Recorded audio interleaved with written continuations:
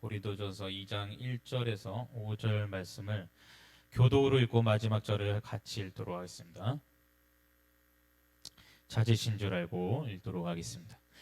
형제들아, 내가 너희에게 나아가 하나님의 증거를 전할 때에 말과 지혜의 아름다운 것으로 아니하였나니 내가 너희 중에서 예수 그리스도와 그가 십자가에 못 박히신 것 외에는 아무것도 알지 아니하기로 작정하였습니다.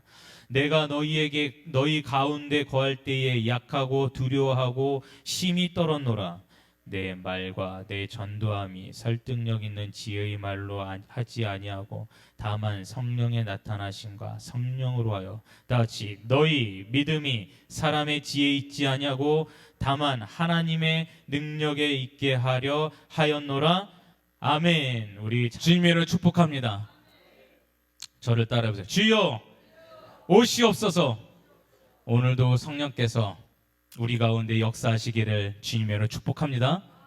예, 그래서 오늘 성령의 나타남에 대해서 우리 다시 한번 말씀을 묵상할 텐데, 여러분 오늘 말씀의 첫 번째 보니까 저를 따라해보세요. 형제들아. 이 형제들아라고 얘기를 하는데, 우리의 일상에서 형제들아라고 할 때 우리 육신의 피로 나오는 형제도 있고 또 우리의 가치관을 나누는 형제도 있고, 그렇죠? 그래서 내 피로 나는 형제는 아니지만 나와 우정을 같이 하고 나와 가치관이 동일한 그런 사람은 내 아우야, 내 동생이야, 내 형이야 그러기도 하잖아요. 할렐루야. 그래서 뭐 그런 형제도 있고, 또 우리가 어떤 형제가 있을까요? 저를 따라오세요. 그리스도의 피로 맺어진 형제. 그래서 세 가지의 형제가 우리에게 있습니다. 그래서 여러분, 이 중에 가장 가치가 있고 우리에게 가장 힘이 되는 형제는 무엇이냐? 우리 그리스도의 피로 맺어진 형제인 줄 믿습니다. 그래서 오늘 이 바울이 형제들아, 따라하세요. 형제들아. 이 형제들은 그리스도의 피로 맺어진 형제들이요. 그래서 우리가 그런 얘기도 하잖아요. 멀리 있는 내 피로 나는 형제보다 매주 만나고 매일매일 함께하는 그리스도 안에서의 형제들이 더 힘이 되고 더 위로가 되고 더 소망이 되는 줄 믿습니다. 실제로도 그래요. 내 아버지를 봐도 그렇고 내 부모님들 봐도 그렇고 주변을 봐도 그렇고 매주 매일 만나는 그리스도의 피로 나는 형제들이 나를 위해서 기도해 주지, 여러분 몸도 멀리 있고 마음도 그렇게 멀리 떨어져 있다 보면은 서로 기도해 줄 여력도 쉽지 않아요. 그래서 오늘 이 그리스도의 형제들에게 바울이 편지를 쓰는데, 그 당시의 형제들에게만 이 말씀을 남긴 것이 아니라 오늘 이 말씀을 상고하는 우리도 바울의 형제가 되는 줄 믿습니다. 그래서 바울이 우리에게 직접 보여주고 가르쳐주는 말씀이 된다 이 말이에요. 할렐루야. 그래서 우리가 이 말씀을 받아들일 텐데, 여러분 우리가 이 바울이 어떻게 나눌 수 있냐면, 이 예수님을 만나기 전과 후로서 바울의 생애를 나눠볼 수가 있는데, 예수님을 만나기 전에 바울은 어떤 바울이냐? 다 가진 바울이야. 다 가진 바울. 세상에서 다 가진 바울. 바울은 세상에서 돈도 많았고 그의 배경이 누구에게도 뒤처지지 않고 배운 것도 많았고 지금으로 치면 세상 인류대학 나온 사람이고 장래가 촉망받은 사람이고 아주 유망했던 사람이에요. 그랬던 바울이 예수님을 만나기 전에는 다 가진 바울 같았지만은 예수님을 만난 다음의 바울은 어떤 바울이었냐? 저를 따라해보세요. 겸손한 바울. 겸손한 바울. 다 가진 줄 알았더니 그것이 아무것도 아니었더라. 맞습니까? 그래서 바울이 예수님을 만나고 난 다음에 내가 가진 것이 다 아무것도 아니야. 그래서 바울의 고백은 뭐냐? 내가 이전에 돈도 있어봤고 내가 가진 것들이 너무나도 많았고 사람들이 그 부러워했던 모든 것들을 내가 배설물로 여기노라. 내가 똥으로 여기노라. 다 그냥 가치 없는 것들로 여겼다. 그래서 바울이 겸손한 바울. 저 다시 따라해보세요. 겸손한 바울. 그래서 겸손한 바울인데, 이 바울이요, 왜 겸손하냐? 자신을 죄인 중에 죄인이요 괴수 중에 괴수로다. 바울이 신약 성경 27권 중에 13권 절반을 썼어요. 여러분 2000년 신약, 우리 2000년 역사, 예수님이 오신 이후로 해가지고 지금에 이르기까지 인류 역사에 있어서 가장 뛰어난 사람 중에 한 명이 누구냐? 성경의 절반을 쓴 바울인 줄 믿습니다. 예수님 다음으로. 여러분 이 신약 성경의 절반을 쓴다는 게 이게 인간으로서 얼마나 영광스러운 일이에요. 할렐루야. 얼마나 영광스러운 일이냐 이 말이에요. 그런 바울이 나는 죄인 중에 죄인이요 괴수 중에 괴수라 하는데 얼마나 겸손해졌냐 이 말이야. 그 겸손함의 시작은 어디냐? 저를 따라서 회개하라. 다시 회개하라. 건강 바울의 성경의 자신들의 자기의 고백을 보면은 첫 시작은 항상 나의 이 죄됨을 하나님 앞에 용서함을 구하면서 시작한다 이 말이야. 그래서 여러분 우리에게 이 회개는요 바울을 보면은 이 회개는 성도의 능력인 줄 믿습니다. 바울을 통해서 우리가 깨닫는 것은 회개가 성도의 능력이다. 저를 따라서 회개가 성도의 능력이다. 그래서 회개하는 자에게 하나님께서 기름을 부어 주실 수밖에 없어요. 믿습니까?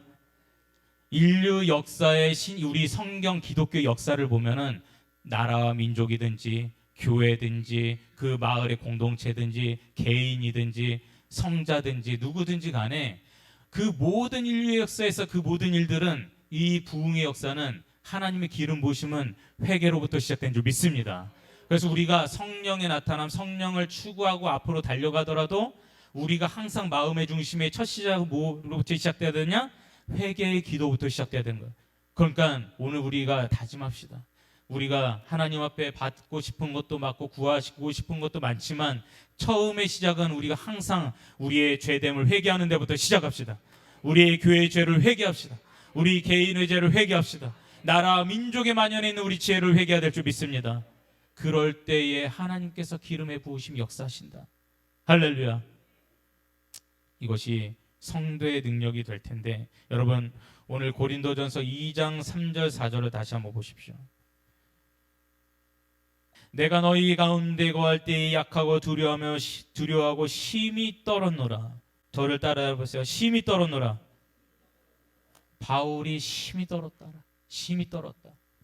여러분 우리는 지난 시간에도 함께 얘기했지만 돈 때문에 떨고 자식들이 사고 칠까봐 떨고 우리 부부간에 남편 아내 간에 갈등으로 떨고 또 직장 사업장에 내 하는 일들이 잘 되지 않을까봐 떨고 우리가 그 많은 것들로 떠는데 바울의 떨림은 우리가 떠는 종류와 다른 줄 믿습니다.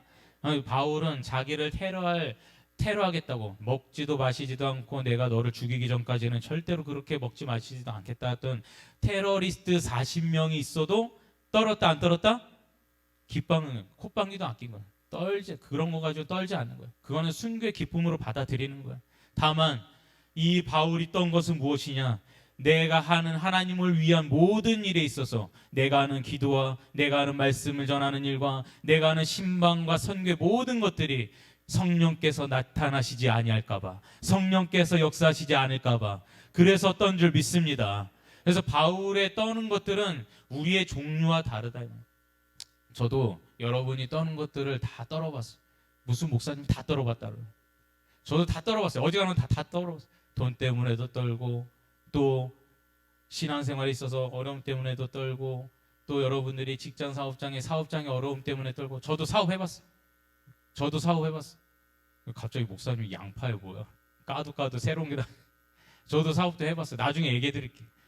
예? 파트타임까지 포함해가지고 직원 한 30명 정도 됐어요. 근데 어쨌든 간에 여러분이 그런 세금 문제나 그런 어려움들 때문에 떠는 거 저도 다 알아요. 그 사업이 안 될까봐 조마조마한 것도 다 알아요. 그래서 어쨌든 간에 저는 그런 가운데 또 어떤 분들은 질병 때문에 떨고 내가 몸이 약해져서 떨고 우리 어머니 우리 부모님들 때문에 제가 병간호하면서 평생에 그런 여러분 병 아픈 사람보다 시간이 지나면은 병 간호하는 가족들이 더 힘들어요. 그 마음을 저는 누군가 아프다고 하면은 신방 갔을 때 그 마음이 저는 읽혀져.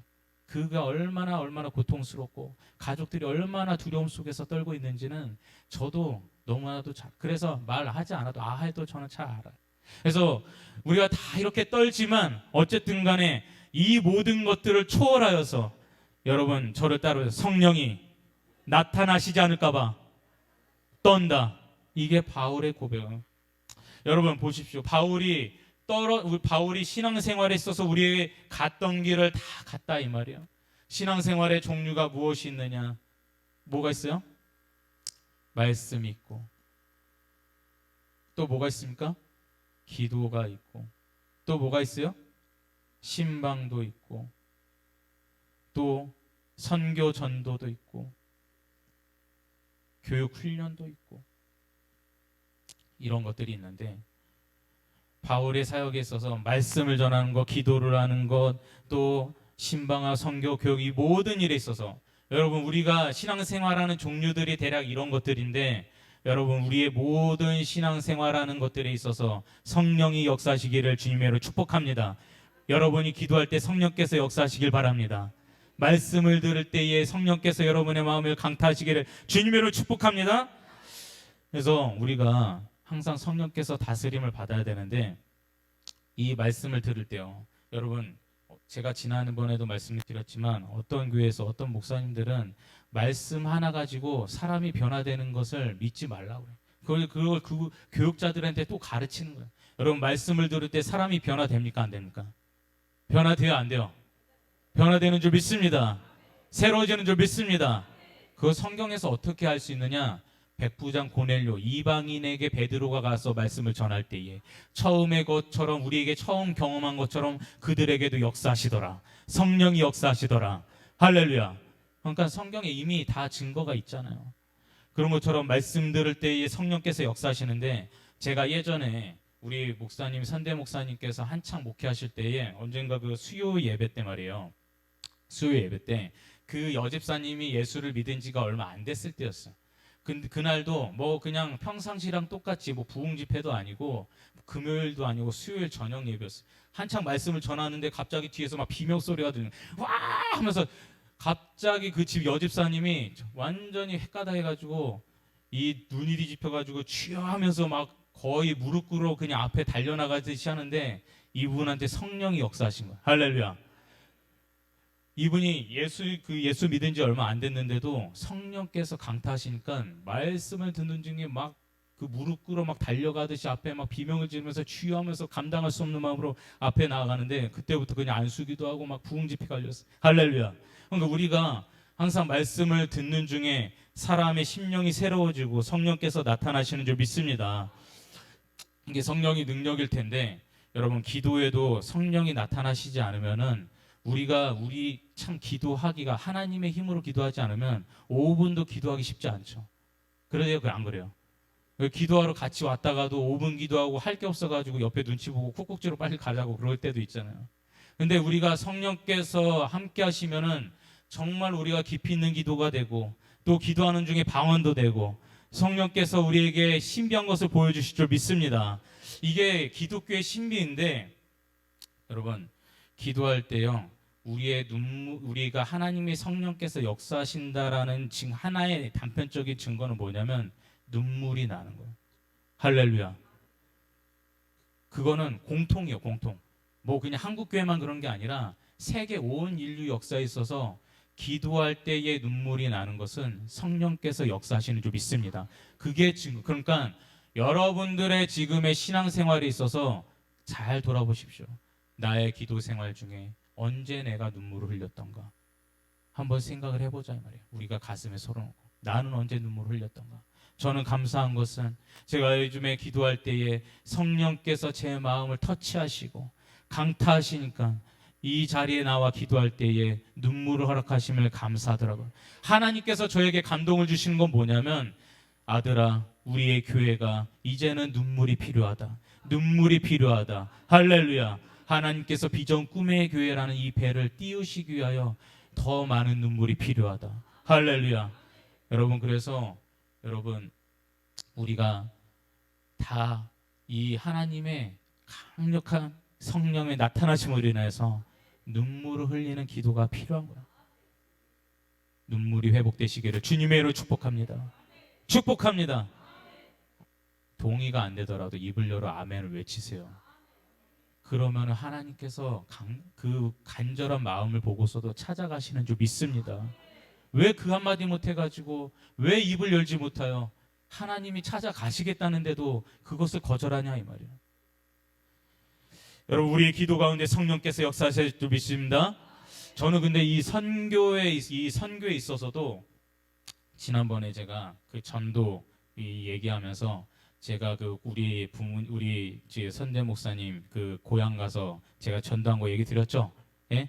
그 제가 이 그 배낭여행하면서 거기 가가지고 처음 본 그 고모 할머니에게 그 전도하면서 내가 그 말도 어눌한 말로 5분 10분 얘기하면서도 그분이 나중에 계속 교회를 나온다는 것 자체가 난 기적이에요.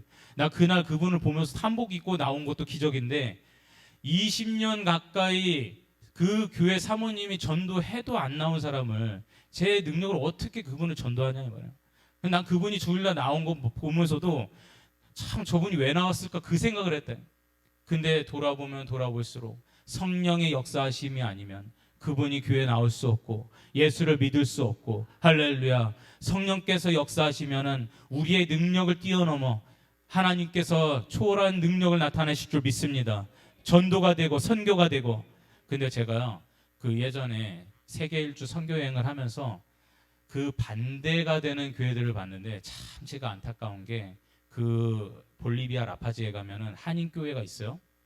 갔는데 가니까 이미 딱 들어가서 예배를 딱 드리는 순간에 이미 냉랭 영적으로 냉랭 완전히 죽어가지고 이 교회가 완전히 그냥 동아리 그냥 이 동아리 그냥 서클 모임이 돼가지고 그런 교회도 있더라 이 말이에요. 저는 그걸 보면서 아 성령이 나타나시지 않으면 교회도 하나님이 완전히 이 교회를 버리실 수도 있겠구나. 너무나도 안타깝더라고요. 여러분 우리 교회에 성령께서 계속 주장하시고 이곳을 다스리시고 역사하시기를 주님으로 축복합니다. 공간을 지배하신 하나님, 공간을 다스리시는 성령님, 라마나요스의 하나님. 그래서 이곳에 오는 모든 이들이 자신의 몸의 병의 모든 것들이 고쳐지고 암도 고쳐지고 무너진 것들이 회복되고 기도할 때 능력이 나타나고 입신도 들어가고 할렐루야. 그래서 공간을 지배하시는 성령님이 계시다 이 말이에요. 저는 이 남양주 일대에 불교가 오랫동안 텃밭으로서 이 다스리고 있는 악한 영들이 지금 존재하고 있는데 제가 얘기 드렸습니까? 제가 처음 이 교회에 올 때에 제가 이 지역을 한번 좀 조사를 해보려고 이 진접 신도시 내에 있는 모든 아파트 단지들을 제 발로 직접 1층부터 꼭대기층까지 다 돌아다녔어요. 제가 돌아다니면서 깜짝 놀란 건 뭐냐? 보통 신도시들은 젊은 사람들이 살기 때문에 젊은 사람들이 산단 말이에요. 근데 다니면서 제가 놀란 것은 왜 이렇게 문 앞에 부적이 많냐 이 말이에요. 예?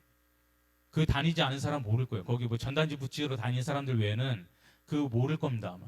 제가 놀란 거는 부적이 붙여진 집이 너무나도 많아요. 깜짝 놀랐어요.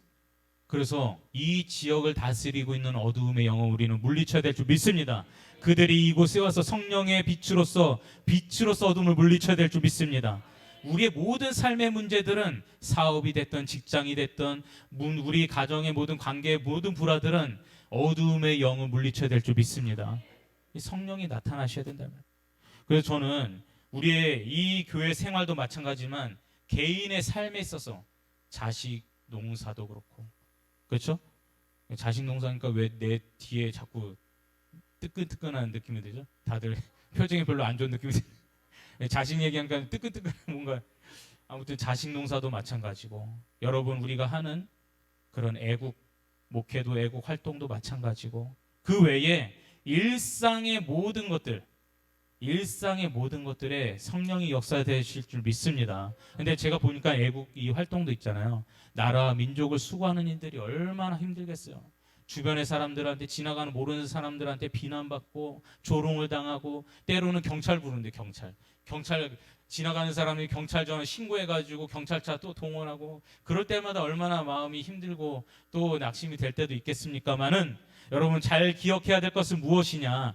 우리가 신앙생활하는 동안에 나를 비난하는 사람이었고 나를 조롱하는 사람이었고 나를 핍박하는 사람이었고 나를 힘들게 하는 사람이 없다라는 것은 나를 비판하는 사람이 단 한 사람도 없고 그런 일이 없다는 것은 우리가 내가 신앙생활을 지금 잘 가고 있는지를 한번 점검해 볼 필요가 있다 이 말이에요. 저를 따라보세요. 나를 점검해 보자. 여러분 신앙생활은 전쟁이에요. 전쟁. 저를 따라보세요. 영적 전쟁이다. 동의하십니까? 영적 전쟁이요. 어떻게 예수를 믿고 꽃길만을 걷기를 바라십니까? 여러분 성경 제2의 성경이라고 하는 존 버년이 쓴 철로역정을 보세요. 그 사람이요 예수 믿기 전에는 집이 화목했고 아주 주변 사람들과도 관계가 좋았어요. 예수 믿고 나서부터 세상의 모든 풍파가 시작되는데 첫 번째 풍파가 가족들로부터 버림받는 것이에요. 여러분, 우리가 예수를 믿고 성령 세례가 역사하시면은 반드시 시험과 풍파가 오게 되어 있어요. 할렐루야. 근데 걱정하지 마세요. 그러려면 뭐 하려고 예수 믿나? 우리는 이 땅의 것들에 소망을 두지 아니하고 이 땅은 100년 이내에 다 끝나요. 짧은 인생이에요. 10년짜리 한 세트로 10번이면 다 끝납니다. 100년도 못 살고 사는 사람들이 이 세상에 부지기수예요. 그러므로 우리는 세상에 하나님 나라에 소망을 두고 그 나라에서 영원한 우리가 기쁨을 누리는 것, 그것을 두고 우리가 소망을 가지고 살아야 될 줄 믿습니다. 그러니까 이 땅에서 내가 예수 믿는 것 때문에 내가 성령 세례를 받아서 내가 하나님을 위하여 힘쓸 때에 나를 비난하고 나를 비판하고 나를 어렵게 하는 모든 특별히 애매한 비판과 애매한 상황이 제일 힘들어. 내가 변명하기도 그렇고 누군가 물어봐도 답하기도 그렇고 애매한 상황이 제일 힘들어요, 사실. 그래서 이 모든 상황에서 욕과 같은 어려운 상황에서도 여러분 낙심하지 마시고 하나님과 여러분이 함께 하시니 우리가 성령께서 역사하신 것을 믿고 주님을 바라봅시다. 우리 아버지 사랑합니다 한번 찬양합시다. 아버지 사랑합니다. 아버지 사랑합니다. 우리 마음을 담아서 찬양합시다.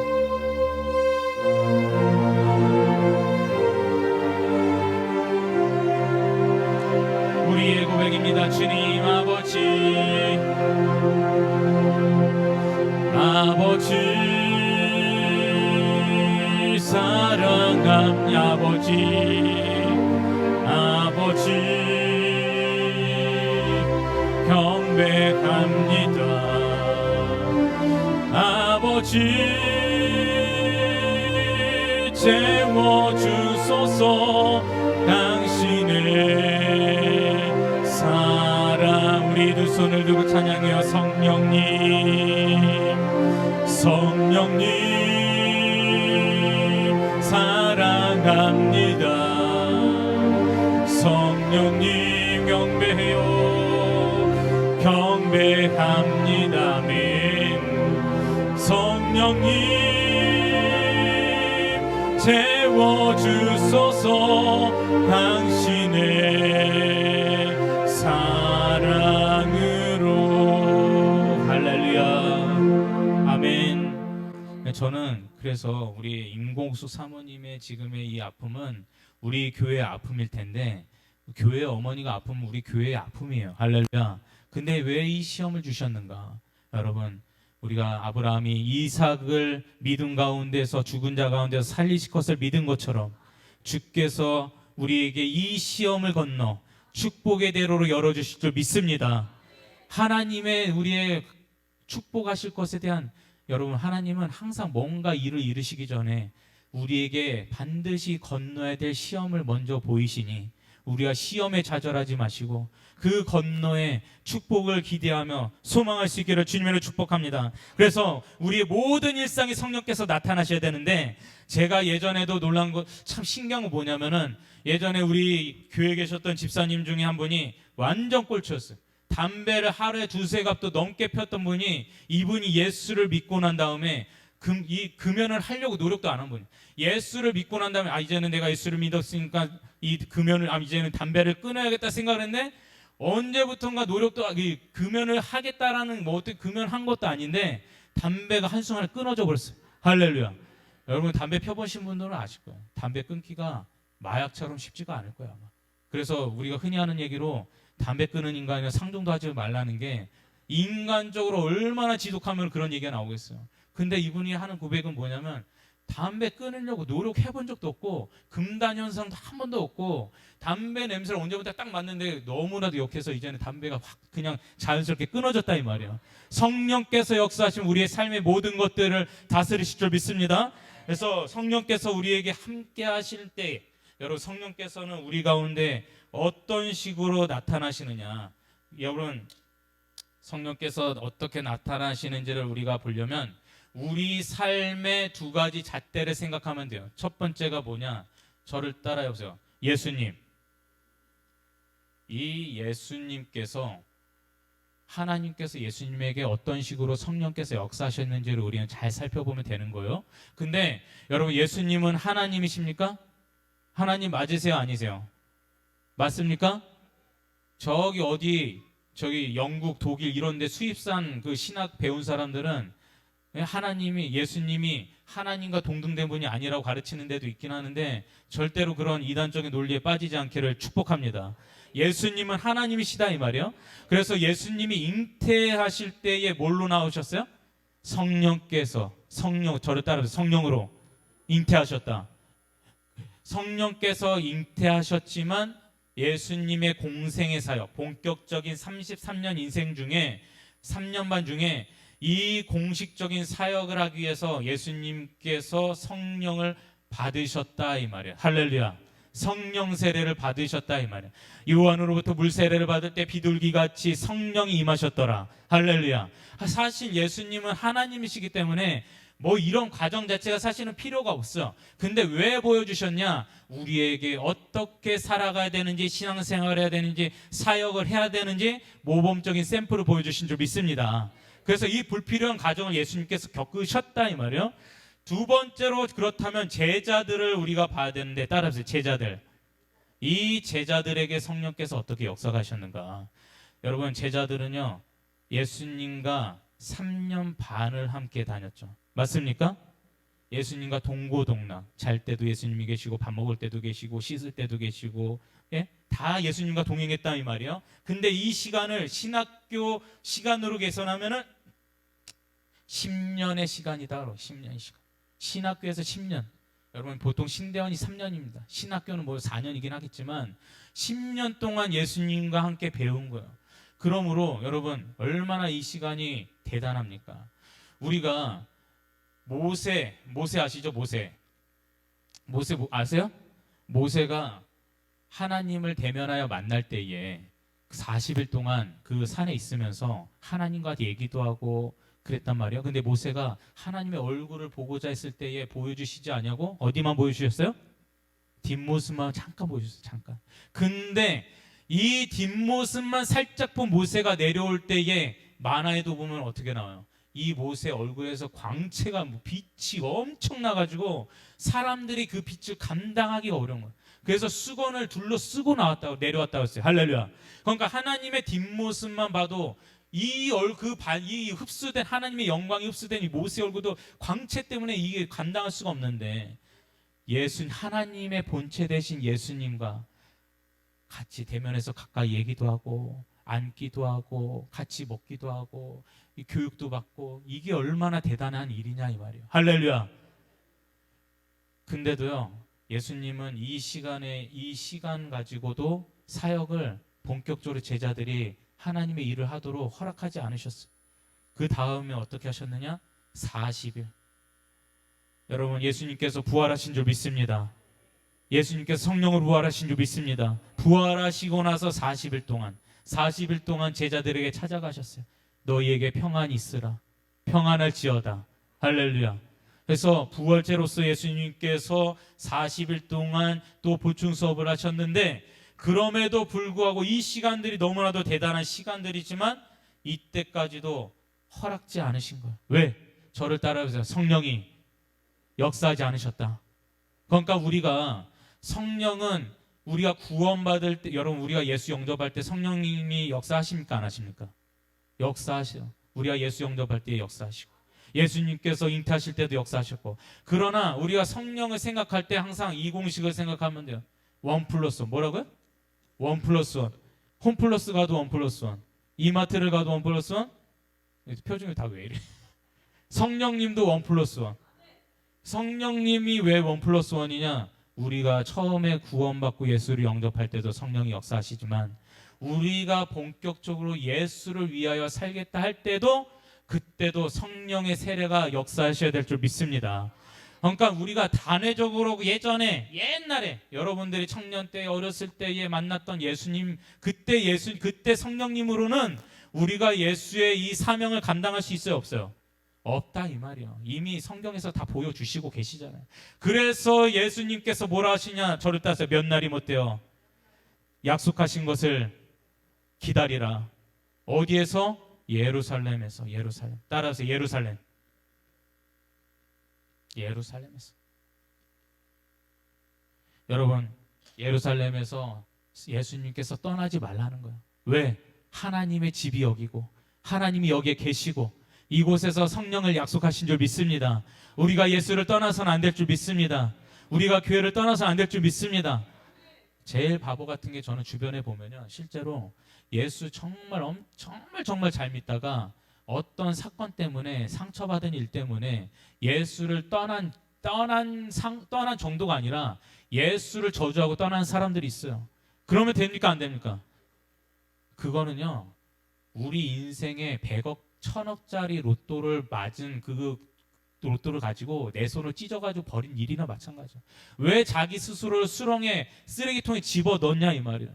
우리는 무슨 일이 있어도 절대로 예수를 떠나서는 안 되겠습니다. 그래서 예루살렘을 떠나면 안 되는데, 여러분 보세요. 12제자뿐만 아니라 사실 우리 말씀해 보면은 500명의 성도들이, 몇 명이요? 500명의 성도들이 성령 세례를 약속을 받았어요. 할렐루야. 고린도 전서 15장 6절 한번 보세요. 고린도전서 15장 6절 앞에 나옵니까? 나오죠? 나오는데 고린도전서 15장 6절을 보면은 이런 말씀이 있어요. 앞에 나올 거 시작. 그 후에 500형 형제에게 일시에 보이셨나니 그 중에 지금까지 대다수는 살아있고 어떤 사람은 잠들었다. 그러니까 예수님께서 500명에게 이 성령께서 오실 것을 약속하신 줄 믿습니다. 근데 문제는 뭐냐면 이 500명 중에서 380명 몇 명? 몇 명이요? 380명이 탈락을 해버렸어요. 380명이. 어떤 사람은 몇 날이 못 되어 성령께서 오신다 하셨는데 사실 이 몇 날은 열흘이었어요. 며칠이라고요? 10일. 근데 어떤 사람은 5일째 기다리질 못하고 떠난 거예요. 애들 밥 해주러 가고 또 내 직장 사업장으로 가고 성령께서 좀 더디게 오시려나 보다 하고 또 가고 안일하게 생각하고 떠나고 뭐 이래저래 막 가족한테 연락하고 떠난 거예요. 다시 다시 오면 되니까. 그런데 380명이 떠나고 나서 몇 날이 못 되어 열흘째에 120명에게 성령 세례가 역사하신 줄 믿습니다. 여러분, 우리가 하나님께서 약속하셨을 때에는 정말 진득하게 인내심을 가지고 끝까지 우리가 받아내야 될 줄 믿습니다. 마치 야곱처럼 야곱이 하나님과 씨름하여 이겼나니 여러분 끝까지 성령 세례를 받아야 될 줄 믿습니다. 근데 보면은 성령 세례가 120명에게 임하니까 보세요. 이제부터는 이제 실전인데 이 380명 중에는 어떤 사람은 이런 생각을 하는 거예요. 두 가지 부류가 있는데 불평을 하는 거예요. 불평. 뭐라고요? 불평한단 말이에요. 불평. 왜 우리가 있을 때 성령님 내려주시지 않냐고, 우리가 잠깐 비었을 때 성령님을 저 사람들한테만 주냐고 그러면서 불평을 하기 시작하는데 이때부터 어떤 일이 일어나느냐, 성령 세례를 받은 120명을 조롱하기 시작한 거야. 야, 보니까 성령 세례 받은 것들 보니까 별거 없더라. 응? 예배할 때 방해 나오고 기도할 때 뭐 알아들 수 없는 말로 그냥 랄랄라 하고 뭐 아샬로카나 뭐 이러면서 얘기를 하는데 맨날 기도할 때 방해만 하고 저것들 성령 세례 받고 나서 뭐 밥 먹는 때 도움이나 되냐. 예? 그런 식으로 조롱을 하기 시작하는데 여러분 보세요. 우리 오늘날의 한국교회가 이 처지에 똑같이 처해 있어요. 이 지금 성령 세례 받고 불 받고 온 사람들을 교회에서 장려하고 교회에서 이 불을 우리가 확대시키고 할렐루야. 성령의 역사가 임하셔야 되는데 성령 세례를 받고 은사를 받은 사람들을 조롱하고 자꾸만 통제하고 자제시킨다 이 말이에요. 여러분, 우리가 성령을 받은 사람들을 우리가 이 조롱거리로 삼아야 되는 것이 아니라 우리가 함께 더욱더 이 받지 못했으면은 우리가 더 하나님께서 세게 성령께서 역사하시기를 우리가 회개하고 또 기도하고 우리가 간구해야 될 줄 믿습니다. 여러분, 이때 못 받은 사람 120명 때 못 받은 사람들은 그러면 영원히 못 받는 거예요? 아니라 이 말이에요. 나중에 여러분 회개하고 내가 그때는 주여 주님의 뜻을 몰랐나이다. 내가 회개하오니 주여 더 세게 역사옵소서. 하면은 성령께서 역사하신다 이 말이에요. 왜냐? 성령은 오순절 날에만 역사하신 것이 아니라 지금도 역사하시는 줄 믿습니다. 그래서 실제로 바울은 마가의 다락방 오순절의 역사가 있은 다음으로부터 대략 10년 뒤에 성령 세례를 받았어요. 할렐루야. 근데도 이전에 받은 성령의 세례를 받은 사람들보다 더 세게 받았어요. 바울이 더 큰 일을 했잖아요. 할렐루야. 그런 것처럼 우리가 때로는 성령 세례를 받지 못하고 기회를 놓쳤더라도 우리가 하나님 앞에 회개하고 간구하면 주님께서 역사하실 줄 믿습니다. 그래서 우리가 이 성령의 세례를 사모해야 될 텐데, 실태를, 이 당시에 교회들의 실태를 한번 보자 이 말이에요. 교회들의 실태를 보면은 저를 따라해보세요. 에베소 교회. 에베소 교회라는 데가 있었어요.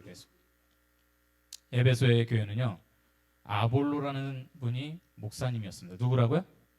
아볼로라는 분이 목사님이었어요. 이분에 대한 말씀 한번 봅시다. 찾아볼게요.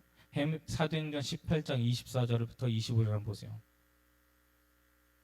사도행전 18장 24절에서 25절 같이 읽겠습니다. 시작. 알렉산드리아에서 난 아볼로라 하는 유대인이 에베소에 이르니 이 사람은 언변이 좋고 성경이 능통한 자라.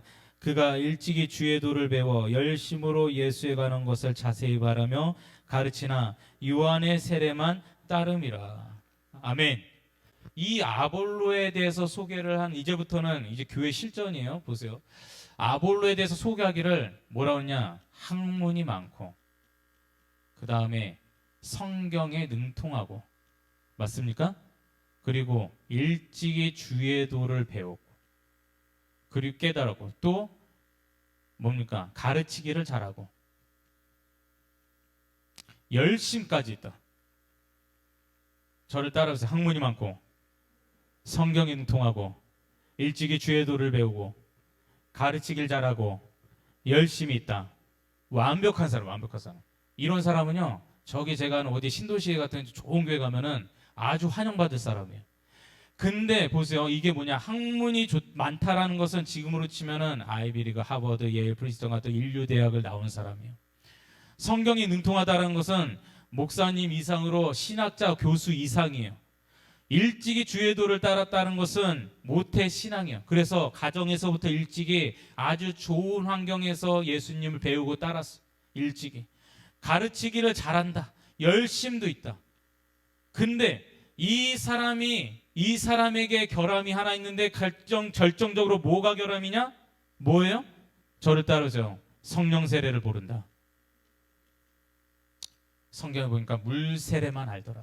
저를 따르세요. 성령 세례. 그래서 성령의 세례를, 그 바울이 아볼로가 에베소에 딱 고린도로 거쳐간 다음에 바울이 와서 예배를 드리면서 살펴본 거예요. 보니까 교육도 잘 됐고 성경도 많이 알고 조직도 잘 되어 있고 사람들이 아주 좋아, 괜찮아. 근데 보니까 예배드린데 완전히 영적으로 다 잠을 자고 있어. 일동문념이야.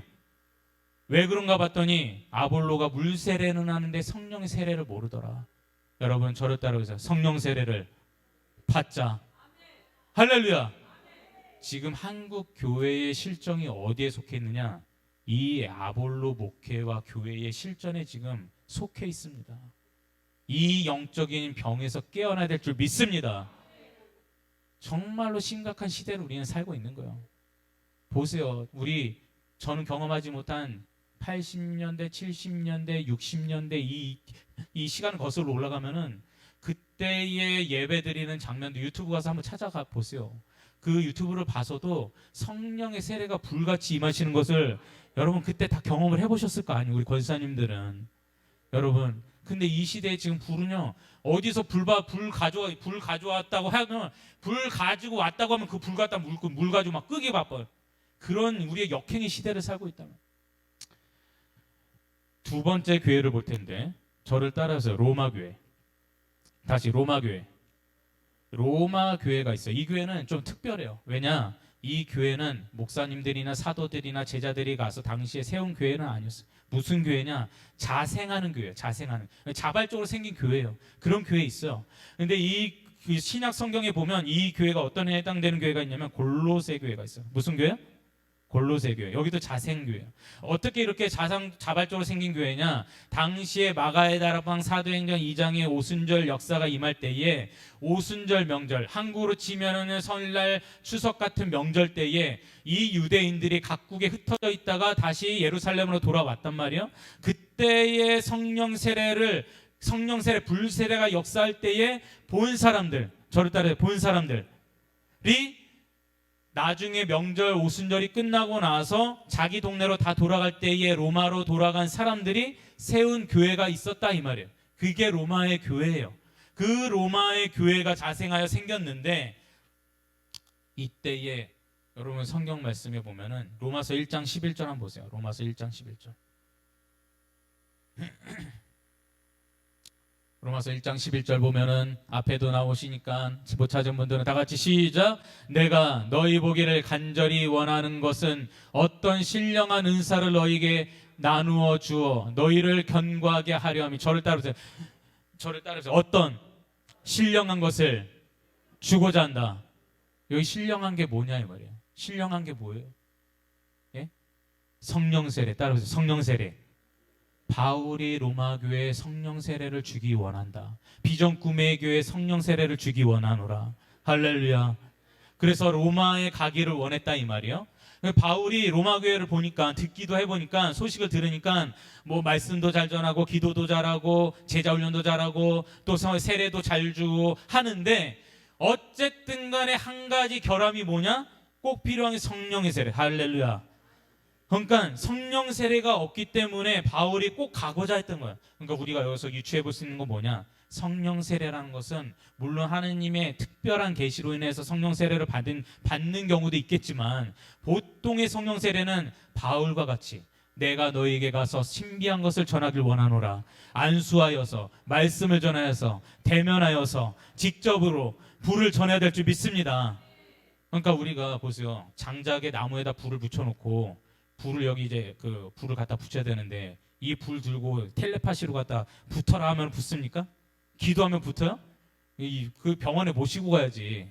그러니까 우리가 이 장작을 가지고 불을 붙여서 불을 옮기는 것처럼 성령 세례라는 것은 대면하여 역사하시는 줄 믿습니다.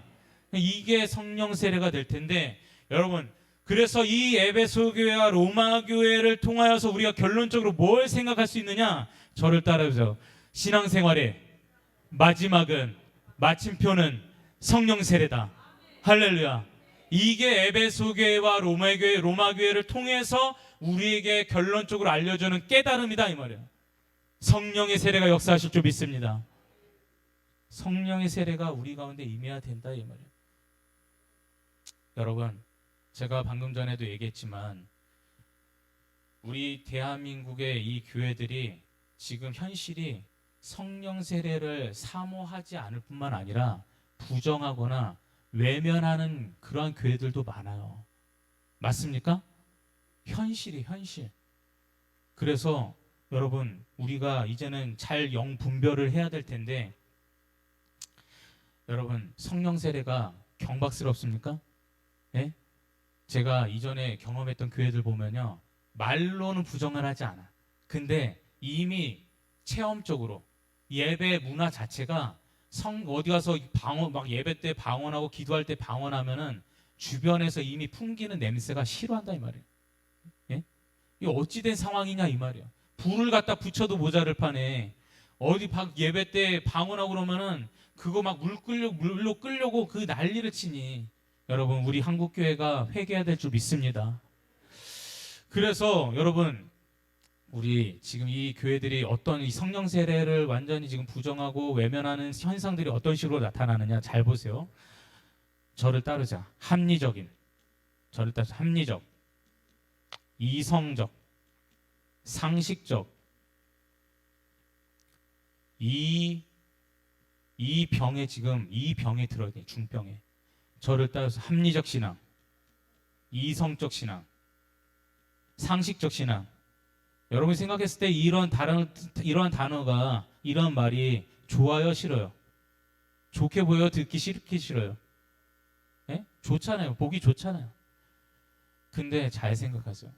합리적 신앙, 합리적 이성적 상식적 신앙이라는 것은 인본주의 세상에서의 기준이지, 교회에서 이거 가지고 이 교회에서 이 받아들이는 순간에는 완전히 지금 성령 세례고 뭐가 다 불 꺼지게 되어 있어요.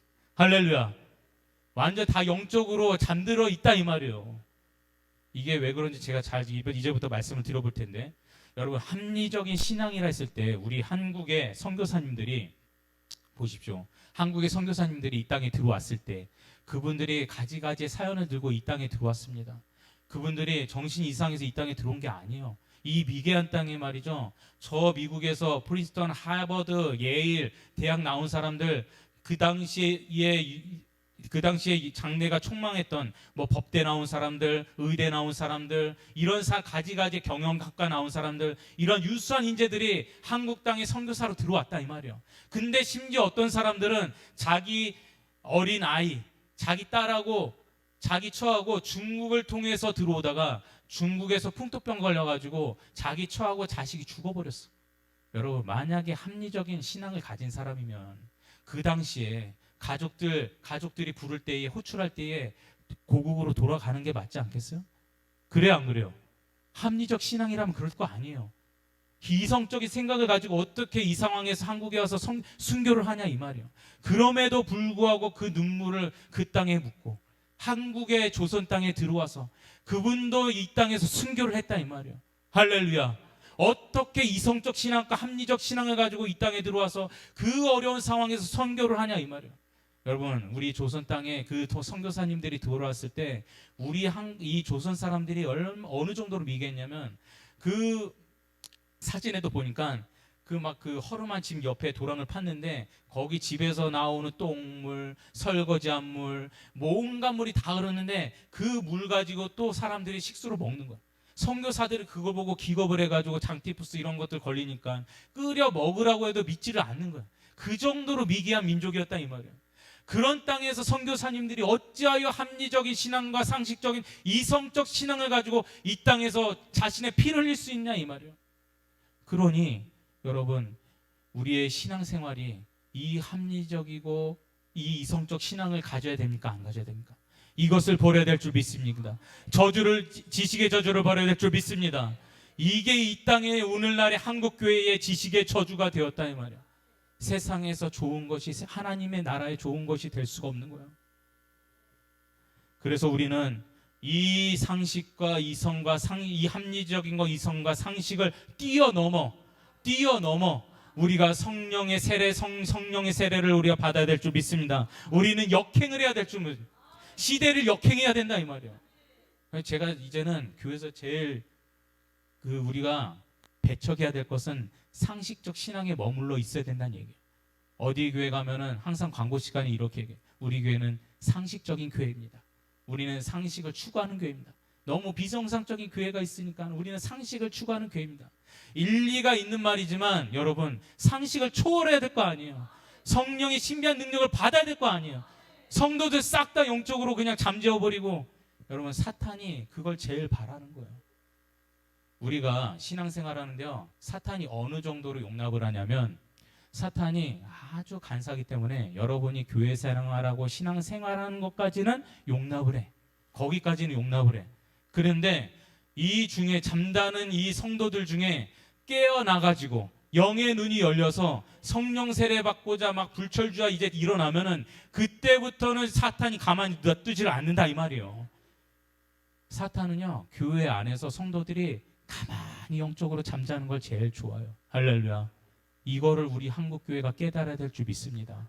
아까 얘기했듯이 내 신앙의 삶에 단 한 번도 비난이 없고, 나를 신앙생활하는 것 중에 비판하는 사람이 없고, 그러한 일이 없다면은 우리의 신앙을 한 번쯤은 다시 점검을 해야 될 줄 믿습니다. 우리는 영적 전쟁의 터에 있다 이 말이에요. 저를 따르면서 주여 성령을 주시옵소서. 그러니까 우리가 예전에 구원받을 때의 그때의 추억에 잠겨있지 말라 이 말이에요. 여러분, 우리가 이 성령을 받아야 될 텐데, 이 성령 세례를 받고자 합리적인 이성적인 상식적인 이 삶을 버리고 역행자의 대표자가 누구냐? 저를 따라하세요. 베드로. 다섯 베드로, 바울 이러한 사람들이. 여러분 베드로하고 바울은 다 아시죠? 할렐루야. 이 사람들이 이 성령 이 상식과 이성과 합리적 신앙생활의 역행자인데 왜 그러냐? 베드로를 보면은 베드로는 상당히 거칠고 와일드하고 별로 이 생각을 안 해. 그냥 이제 생각 그냥 말하는 대로요. 말 그냥 툭툭 나오는 거야. 근데 이 베드로가 어떤 사람이냐? 갈릴리 어부 출신입니다. 갈릴리 어부 출신. 그러니까 이 사람이 낯 놓고 기억자도 모르는 사람이에요. 아주 무식이 충만한 사람이에요. 근데 하나님께서 이 사람을 어디에 사명 어디로 보내시느냐? 저를 따라하세요. 예루살렘. 예루살렘의 사명자로 부르세요.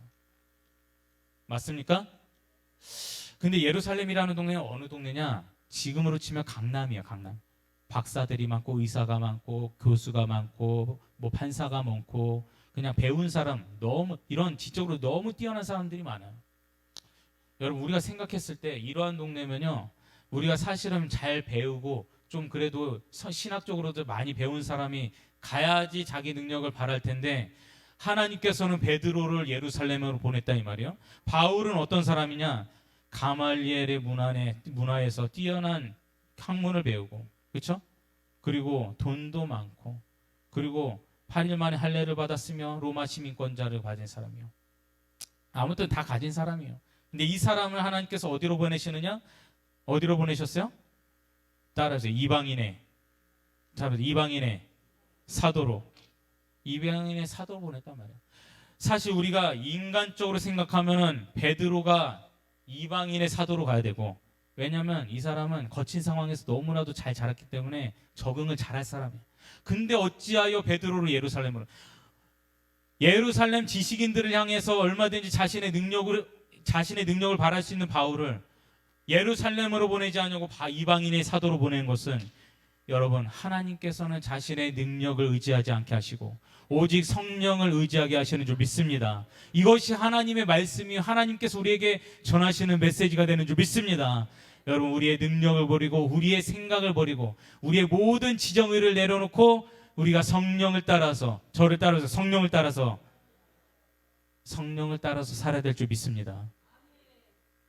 내 능력대로 하면은요 내 삶의 기능이 내가 잘 할 수 있을 것 같지만 사람들이 그래요. 교회 안에서도 저는 이런 은사가 있는데요 저를 여기에 좀 보내주세요. 저를 여기에 해주세요. 저를 이렇게 써주세요. 이렇게 목사님들 리더들한테 많이 얘기하는데요 성령의 역사는 달리 역사할 수 있음을 깨닫기를 바랍니다. 그거 가지고 섭섭해하지 마세요. 그래서 여러분 이 하나님 우리의 제 기능은 성령의 역사를 통해서 이루어질 줄 믿습니다. 이 개인의 삶도 그렇고 우리의 가정과 교회와 나라 민족도 모든 것들이 결국에는 성령의 세례를 통하여서 역사하실 줄 믿습니다. 제 기능이 그래야지만 할 수 있다 이 말이에요. 최근에 보세요. 마지막인데 최근에 지금 연예인들 마약 사건 때문에 지금 지금 난리도 아니죠. 뭐 이성균 씨부터 해가지고 지금 확대돼서 조사를 받고 있는데 여러분 이 마약이라는 게 사람의 의지로 마약 해보신 분 있어요? 우리 목사님은 약으로 마약을 붙여보세요. 마약을 아파가지고 그런 거 말고 마약 해보신 분 없죠? 마약을 하면은 경험자들에 의하면 그 마약을 하고 나서 이 한 번 딱 맞으면 그 다음부터는 내 의지와 상관이 없어. 그때부터는 내 의지와 상관없이 마약을 찾을 수밖에 없어. 그래서 중독인 거예요. 중독 중에 가장 높은 단계가 마약입니다. 그러니까 마약을 내 의지로 맞았든 타이르에서 경험을 했든 간에 어쨌든 마약 경험자들은 이제는 내 의지와 상관없이 마약을 찾을 수밖에 없어요. 그런데 여러분 처벌한다고 그러면 이 마약을 중단합니까? 안 돼요. 안 된다고. 근데 여러분 우리가 인간의 의지로 그래서 이 마약 중독자들이 치료받는 기관들이 있어요. 다르크라든가 이런 단체들이. 거기 가지고 강제적으로 내가 거기 속해서 나를 감시하고 나를 통제해 줘야지 그나마 내가 억지로라도 마약을 안 하게 되는 거야. 여러분 그런데 이 마약을 통제할 수 있는 강력한 능력이 어디에 있냐 이 말이에요. 결과에는 그 사람들이 평생 동안 누군가 감시를 통해서만 살 수는 없잖아요. 저를 따라해보세요. 성령으로 고침을 받는다. 여러분, 이 마약 경험자들도 오로지 성령을 통해서만 강력하게 그 마약의 모든 중독들이 해결이 될 줄 믿습니다. 그러니까 우리 삶의 인생의 모든 중독과 아픔과 제 기능을 하지 못하는 것들은 성령을 통해서만 회복될 줄 믿습니다. 그 의식을 가지고 있어야 우리가 약을 먹더라도 성령으로 고침을 받고 제 기능을 한다 이 말이에요. 여러분, 나라와 민족에 있는 이 좌편향된 왼쪽의 영을 어떻게 이기냐 이 말이에요. 저들을 데려다 놓고 교과서 펴놓고, 자 봐라, 이게 왼쪽에 잘못된 이 교육이다 해가지고 돌아올 수 있으면 진작에 다 돌아왔지. 그러니까 우리가 복음을 통하여, 회개 운동을 통하여, 성령을 통하여 나라와 민족이 돌아와야 된다 이 말이에요. 저를 따라서 주여 주시옵소서. 성령께서 다스려 주실 줄 믿습니다. 반드시 이 마지막 때에 대한민국을 축복하시고, 하나님께서 모든 잘못된 왼쪽의 영에 속해 있는 속아 있는 영들이 하나님 앞에 오른쪽으로 돌아오게 하셔서 이 마지막 때에 세계 열방을 선교하게 하시고, 선교한국 되게 하시고, 복음 통일되게 하시고, 하나님 앞에 우리가 들림 받을 줄 믿습니다. 성령의 불길 성령불이야 전하 세계 만방에 거치자. 성령의 불길 성령의 불이요 성령의 불길 성령불이야 성령의 불길 성령불이 아버지요 전하 세계 만방에 거치자. 성령의 불길 주여 우리에게 부어주시옵소서. 성령이시여 나타나시옵소서. 우리의 삶의 것들에 한정되어 떠는 것이 아니라 이제는 우리의 과거를 버리고 주여 나의 모든 신앙생활과 나의 모든 삶에 성령께서 나타나시지 아니할까 두려워하오니 주여 역사옵소서. 주여 임하시옵소서. 불로 역사여 주시옵소서. 아버지 하나님, 내가 눈물을 흘리며 주님 앞에 기도한 때가 언제입니까? 이 냉랭해지고 강팍해진 이 가슴에 주여 다시 한번 나에게 눈물을 회복시켜 주시고 성령이시여 역사여 주시옵소서. 주여 나를 사로잡아 주시옵소서. 아버지 하나님, 우리의 교회 안에 성령을 퍼부어 주시옵소서. 이제는 주를 향하여 우리의 목숨을 걸고 주를 위하여 나라 민족을 위하여 이제 나아가야겠나이다. 주여 성령이시여 충만하게 역사하여 주시옵소서. 이제는 우리 주 예수 그리스도의 은혜와 하나님의 크시고도 놀라우신 사랑과 성령님의 감화 감동 내주 교통의 위로하심이 성령께서 나타나시기를, 성령께서 역사하시기를 간절히 기도하는 부르짖는 모든 심령의 머리 위에 이제로부터 영원히 함께 계실지어다. 아멘.